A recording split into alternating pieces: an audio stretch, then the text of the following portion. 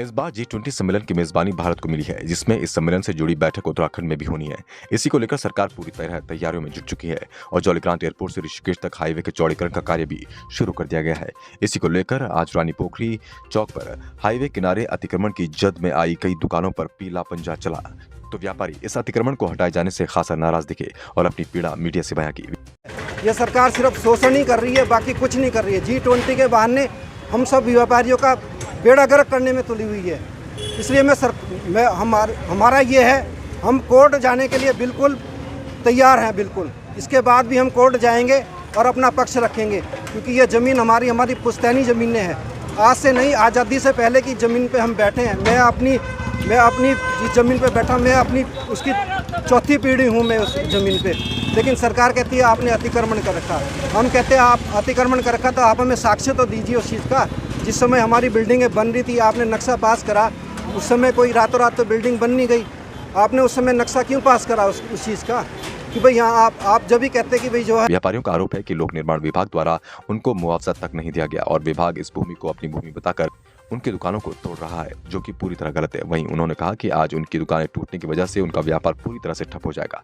ऐसे में वो अपना घर परिवार चलाने में असमर्थ होंगे। वहीं मौके पर पहुंचे ऋषिकेश SDM सौरभ असवाल ने बताया कि हाईवे किनारे अतिक्रमण की जद में आने वाले सभी दुकानदारों को पहले ही बता दिया गया था कि वो उस भूमि को खाली कर दें, क्योंकि हाईवे के चौड़ीकरण का कार्य किया जा रहा है और आज इन दुकानों को JCB के माध्यम से हटा दिया गया। अभी चल रहे हैं औरंगजेब की दुनिया में, जहाँ तक घोड़ा जाएगा बस वहाँ तक अपना जगह इन्होंने बना रखा है। हम लोग के पास तो सजरा भी निकाला 1935 का, उसमें सड़क तब 40 फुट की सारी थी।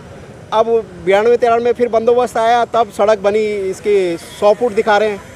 अब उन्होंने अगर 40 फुट रोड को उस आबादी उस टाइम में, हम लोगों के दादा परदादा के टाइम में 1935 की बिल्डिंग है ये, 1953 में कलेक्टर ने पास करा हुआ है, PWD से कागज़ बने हुए हैं। और अब वो हम लोगों को बोलते हैं कि ये अतिक्रमण है, सरकारी ज़मीन है। अरे सरकारी ज़मीन है तो आप हमको बताओ, आप हमको कोई सरकारी ज़मीन पे आप हमें नक्शा पास कर दोगे, हमें कोई बिल्डिंग बनाने दे दोगे। और फिर इन्होंने जब 2015 में मुआवजा की बात करी थी, उसमें तब तक हम लोग सबके नाम नूम लिखे हुए थे। उस समय PWD ही अपने आप बोल रही है कि ये हम लोगों का उसमें आप मुआवजा देने का बात रहा, अभी वही बात को अतिक्रमण बोल दिया। अभी मुआवजा क्या, अभी तो ये ज़मीन ना NH, अभी NH हम लोग तो सब ऑफिस में जाके अपने जूते घींच लिए, हम लोगों ने समय ख़राब करा। इससे बढ़िया तो हम लोग हाई कोर्ट या कोर्ट में जानी चाहिए था। इतना हमारा समय बर्बाद हुआ। अधिकारी कोई साइन करके अपना फैसला कोई लेनी नहीं चाहता, बोलते सब बोल रहे G20 का बात।